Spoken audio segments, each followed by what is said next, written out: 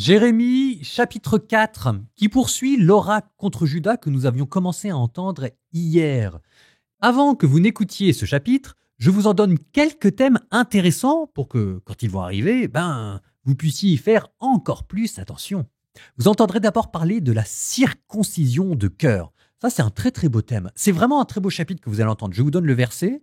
Verset 4. « Soyez circoncis pour le Seigneur, enlevez le prépuce de votre cœur. » Ensuite, vous entendrez un autre thème, le vent du jugement qui purifie et qui détruit. Verset 11, en ce temps-là, on dira à ce peuple et à Jérusalem, au désert, un vent brûlant des hauteurs est en route vers la fille de mon peuple, non pas pour vanner, mais pour épurer. C'est Dieu qui balaye le mal comme on balaye la poussière. Et puis après, ça j'aime énormément, je trouve ça très très beau. Vous entendrez des lamentations pathétiques extrêmement belles.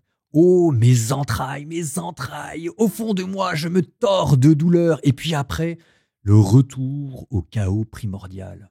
Je regarde la terre et voici, c'est un chaos. Le ciel, il a perdu sa lumière. Je regarde les montagnes et voici, elles tremblent. Toutes les collines sont secouées.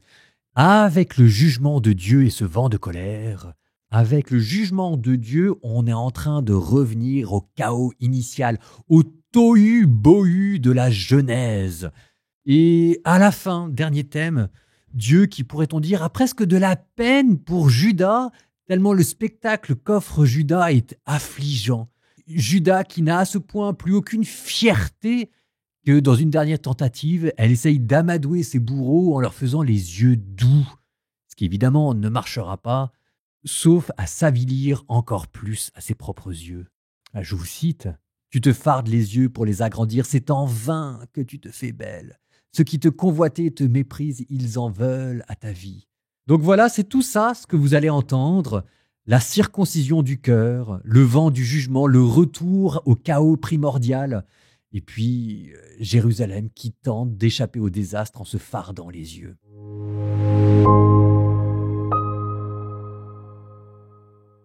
Si tu reviens, Israël, oracle du Seigneur, c'est à moi que tu reviendras. Si tu fais disparaître tes horreurs loin de ma face, tu n'auras plus à errer. Alors tu jureras par le Seigneur vivant dans la vérité, le droit et la justice, et les nations se béniront en lui elles se glorifieront.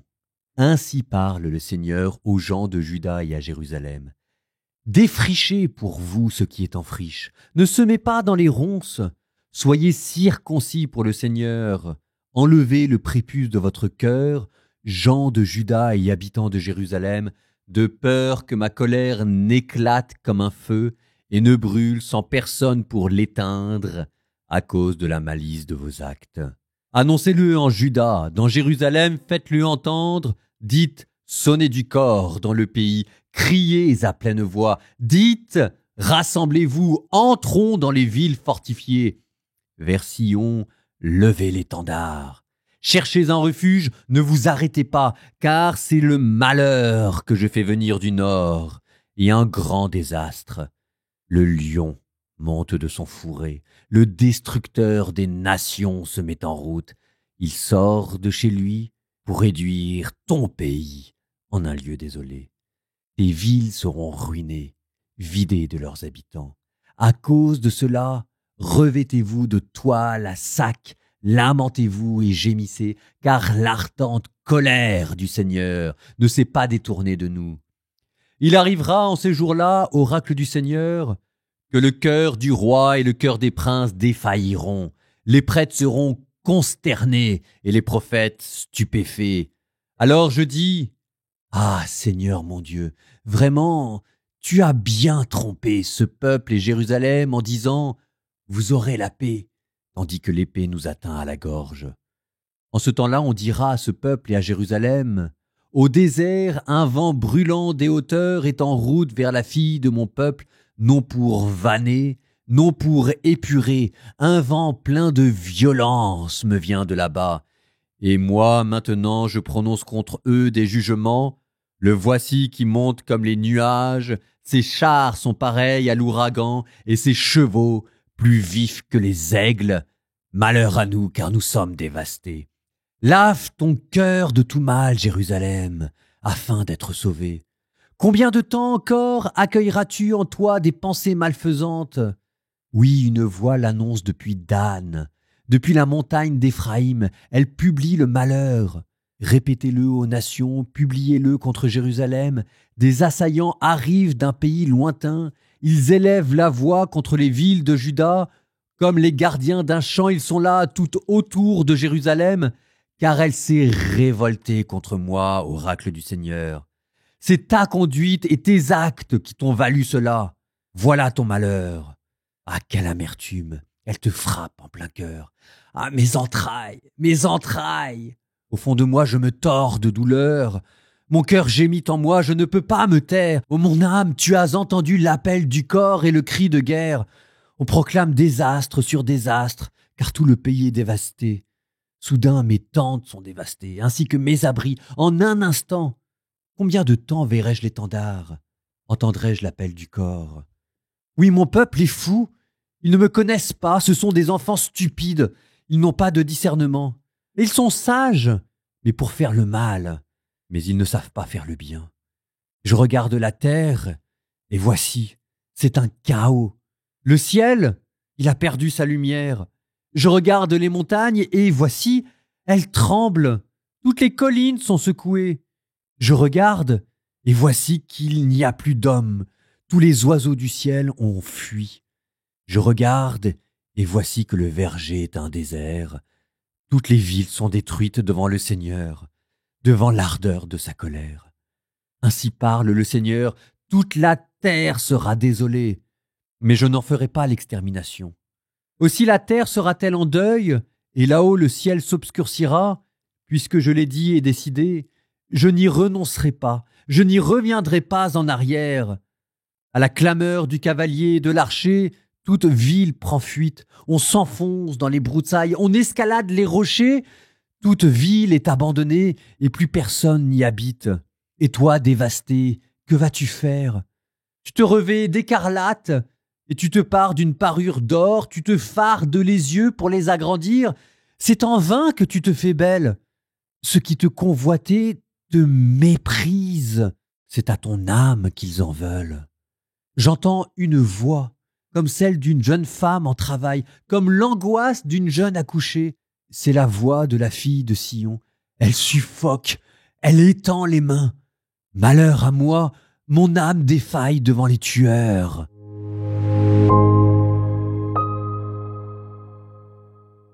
Nous revenons sur cette histoire de circoncision de cœur, parce que c'est un thème qui est promis à une belle postérité. D'abord peut-être pour rappeler l'origine de la circoncision. C'est un rite ancien qui est attesté dans plusieurs civilisations. C'est l'homme qui est marqué au plus profond de sa virilité. Il y a quelque chose de très primitif là-dedans. Dans la Bible, la circoncision revêt une signification particulière. C'est le signe visible de l'alliance entre Dieu et son peuple. Ça remonte à Abraham, on l'a entendu, Genèse 17.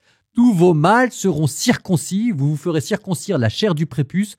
Ce sera le signe de l'alliance entre vous et moi. Et c'était un rite qui par la suite était tombé en désuétude. Souvenez-vous notamment Moïse, son fils a failli mourir. Il avait fallu que ce soit la femme de Moïse, une étrangère, qui fasse circoncire son fils. C'est quand même un comble. Bon, Moïse, dans le livre du Lévitique, va rappeler l'obligation de se circoncire, mais là encore, il faut croire que c'était pas acquis cette affaire-là, parce que en rentrant dans la terre promise, à nouveau Josué, on l'avait vu, a été obligé de circoncire une nouvelle fois le peuple en entier. Donc vous voyez, c'est un rite qui a sa propre histoire et il faut éviter de le prendre trop vite pour acquis. Notamment à l'époque de Jérémie, on s'aperçoit que cette circoncision était devenue peut-être quelque chose d'un peu idolâtrique, comme une sorte d'appartenance magique à un peuple que Dieu allait de toute façon protéger, parce que voilà quoi, c'était comme ça, une sorte de rite magique. D'où Jérémie 4.4 que vous avez entendu. Défrichez pour vous ce qui est en friche, ne semez pas dans les ronces, soyez circoncis pour le Seigneur. Enlevez le prépuce de votre cœur, gens de Juda et habitants de Jérusalem, de peur que ma colère n'éclate comme un feu et ne brûle sans personne pour l'éteindre à cause de la malice de vos actes. Et ici, c'est un changement majeur, parce que quand Jérémie vous dit « enlevez le prépuce de votre cœur », ça veut dire enlever la dureté de votre cœur. La circoncision n'est plus vue comme ayant une cause positive, l'alliance, appartenir à Dieu, mais comme ayant une cause négative. C'est parce que le cœur est mauvais qu'il faut le circoncire.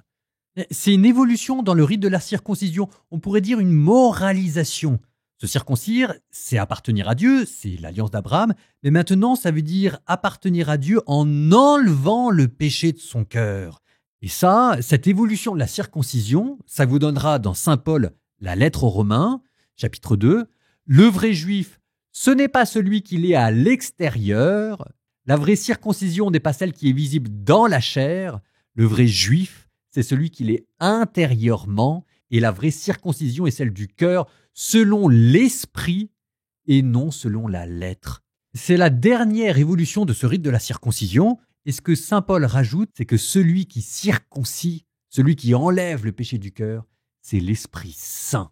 C'est-à-dire que là, c'est encore une dernière étape. On était passé le signe de l'alliance, ça c'était Abraham, avec l'appartenance à un peuple qu'il faut sans cesse rappeler, Moïse et Josué, avec une lutte contre le péché, Jérémie, et maintenant ça devient une transformation intérieure opérée par l'Esprit Saint.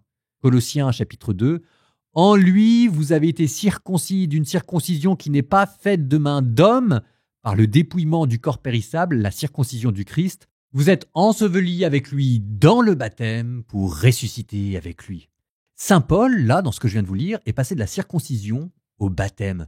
C'est parce que la circoncision, c'est un rite qui a tellement évolué, pour clarifier les choses, il a fallu trouver un autre rite qui reprenait tout ça, l'appartenance à un peuple, enlever le péché, être la transformation intérieure, et c'est devenu le baptême. Nous terminons par une prière pour demander à Dieu la grâce d'être circoncis de cœur, de ne pas avoir la nuque raide et un cœur rebelle. Au nom du Père et du Fils et du Saint-Esprit, Amen. Seigneur, nous te demandons avec le couteau de ta parole, comme une épée à double tranchant qui pénètre jusqu'aux jointures de l'âme, nous te demandons que cette épée, que cette parole soit ce qui enlève le prépuce de notre cœur, la dureté de notre âme, la rébellion de notre volonté. Nous te demandons la grâce de faire partie de ta famille, de ton peuple saint. Nous te demandons la grâce d'être sans péché et nous te demandons la grâce, Seigneur, que ce soit toi qui opères cela en nous. D'abord parce que nous en sommes incapables et puis, Seigneur, parce qu'il ne suffit pas que nous soyons guéris, mais que ce soit par toi que nous soyons guéris. Seigneur, circoncis nos cœurs.